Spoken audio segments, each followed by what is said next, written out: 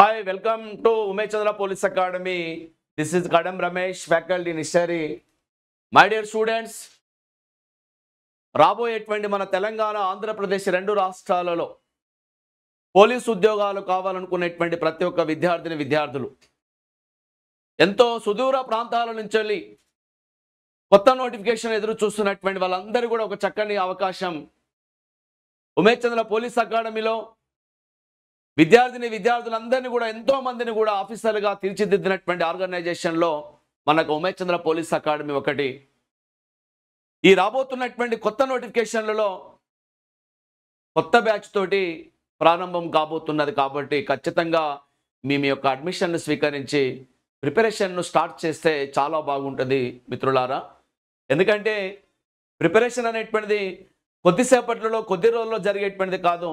ఒక యజ్ఞం లెక్క భావిస్తే ఈ యొక్క ఉద్యోగాన్ని సాధించడం చాలా తేలికైనటువంటి విషయం.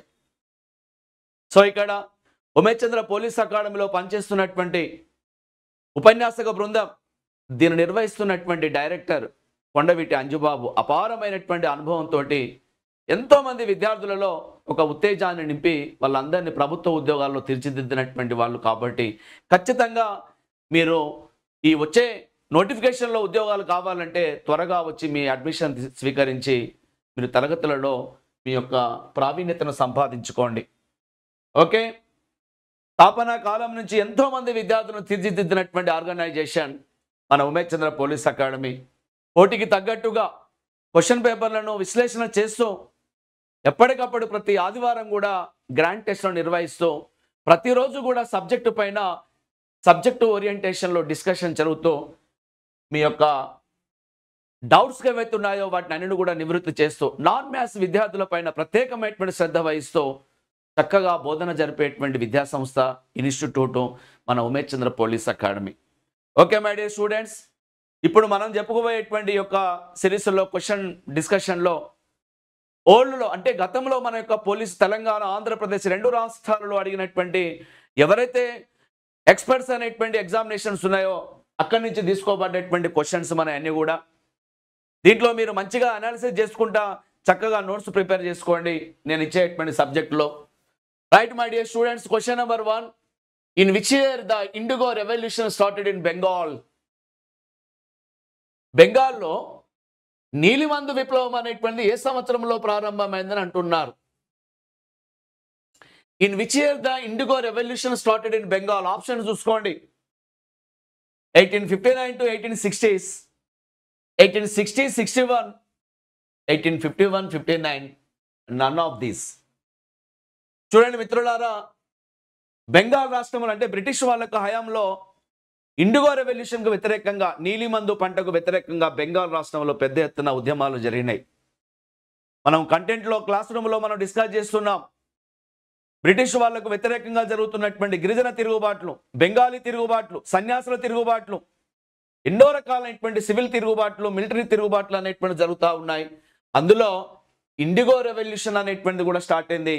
దీనికి ఆన్సర్ ఏంటిదో మీరు ఆల్రెడీ చెక్ చేసుకోండి, మన క్లాస్ రూమ్ నోట్స్లో కూడా ఉన్నది ఇదంతా కూడా. దీనికి ఆన్సర్ ఏంటి సార్ అంటే పర్ఫెక్ట్గా 1859, 1860s అనే ఆన్సర్ చెప్పేసేయండి. Indigo revolution was began from Bengal region. దీనిపైన విశ్లేషణ చేస్తున్నా మిత్రులారా. ఈ కంటెంట్ అంతా మీకు కావాలంటే ఖచ్చితంగా క్లాస్ రూమ్లో కూర్చోవాల్సిందే. మనము ఇంటికాడ నుండి ప్రిపేర్ అయ్యేది, ఆన్లైన్లో ప్రిపేర్ అయ్యేది అది వేరే విషయాలు.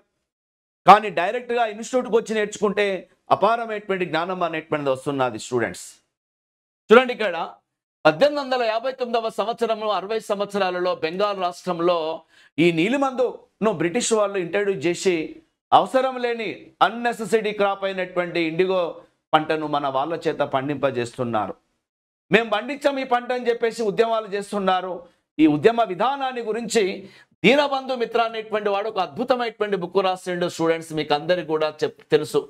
దీనబంధు మిత్ర అనేటువంటి వాడు, ఈ దీనబంధు మిత్ర అనేటువంటి వాడు రాసినటువంటి ఆ నవల పేరు ఏం పేరు సార్ అంటే నీల్ దర్పణ్ అనేటువంటి దాన్ని మనకు తెలుసు. నీల్ దర్పణ్ అని చెప్పండి. నీల్ దర్పణ్ చూసిర్రా? ఈ నీల్ దర్పణ్ అనేటువంటి నవల ఏదైతే ఉన్నదో ఆ బెంగాల్లోని ఆ యొక్క ఇండిగో రెవల్యూషన్ పైన రాసినటువంటి ఒక అత్యంత అద్భుతమైనటువంటి నవల.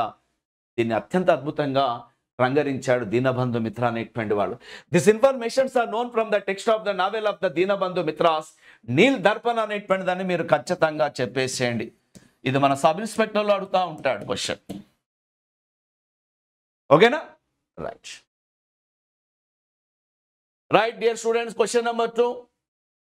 ఏదైనా కూడా క్లాస్ రూమ్లోనే సక్సెస్ అవుతుంది బిడ్డ. యజ్ఞం అనేటువంటిది క్లాస్ రూమ్లో ఉంటే దాని యొక్క విజువల్ నాలెడ్జ్ అనేటువంటిది, అక్కడ ఇంపాక్ట్ అనేటువంటిది చాలా జరుగుతూ ఉంటుంది.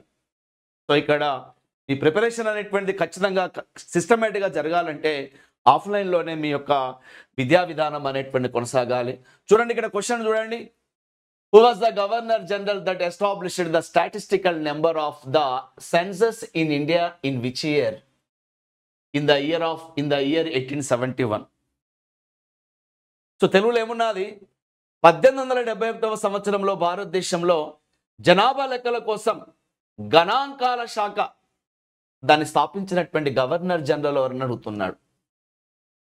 Which governor general was introduced the census and statistical systems in our India on 1871. చూడండి, గవర్నర్ జనరల్స్ చక్కగా ఇచ్చాను మీకు నేను. ఈ గవర్నర్ జనరల్స్ అనే దాని మీదుగా అద్భుతమైనటువంటి నోట్స్ ఉంది మీ దగ్గర, మన క్లాస్ రూమ్ నోట్స్.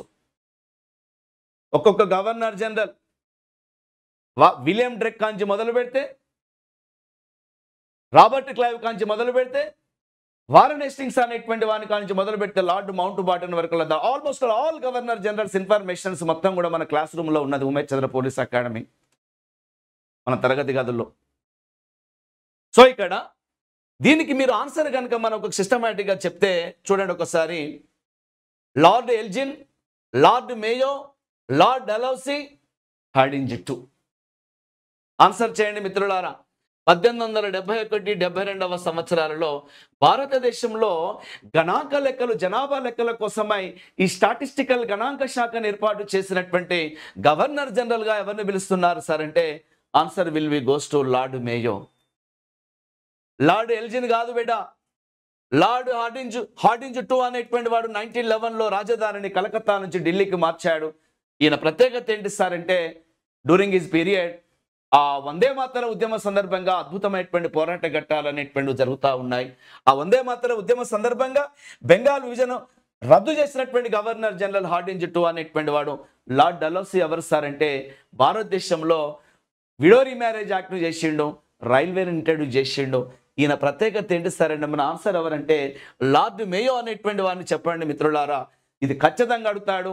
ఆయనకున్న మరొక ప్రత్యేకత ఏంటంటే 1872లో అండమాన్ నికోబార్ దీవుల్లో హత్య గురైనటువంటి మొట్టమొదటి గవర్నర్ జనరల్ ఎవరు కూడా అంటే లార్డ్ మేయో అనేటువంటి వాడిని చెప్పండి. లార్డ్ మేయో అనేటువంటి వాడు ఇతని కాలంలోనే గణాంక లెక్కల సేకరణ జరిగింది. ఇతని కాలంలోనే మన భారతదేశంలో సెన్సస్ సిస్టమ్ అనేటువంటి, స్టాటిస్టికల్ సిస్టమ్ అనేటువంటి దాన్ని ఇంట్రడ్యూస్ చేస్తాడు. ఇతను మాత్రము ఒక పఠాన్ యువకుని చేతుల్లో అండమాన్ నికోబార్ దీవుల్లో మర్డర్ అయినటువంటి మొట్టమొదటి గవర్నర్ జనరల్గా లార్డ్ మేయోను ప్రస్తావిస్తారు. ఇది ఖచ్చితంగా గుర్తుంచుకోండి. 1871-72లో ఇది ఆన్సర్ బిడ్డ. ఇది ఎప్పుడు కూడా రిపీటెడ్ క్వశ్చన్ మన ఎగ్జామినేషన్లో, sub inspector of police and constable for all competitive ఎగ్జామినేషన్లో ఇది మనకు ఉన్నటువంటి, ఇప్పుడు నేను తయారు చేసినటువంటి పేపర్ల క్వశ్చన్లు మొత్తం కూడా మన ప్రీవియస్లో questions and also expected questions, ఇవన్నీ కూడా మల్టిపుల్ చాయిస్ క్వశ్చన్స్కు సంబంధించినటువంటి ఇలాంటి క్వశ్చన్స్ మీరు చదువుకోవాలా.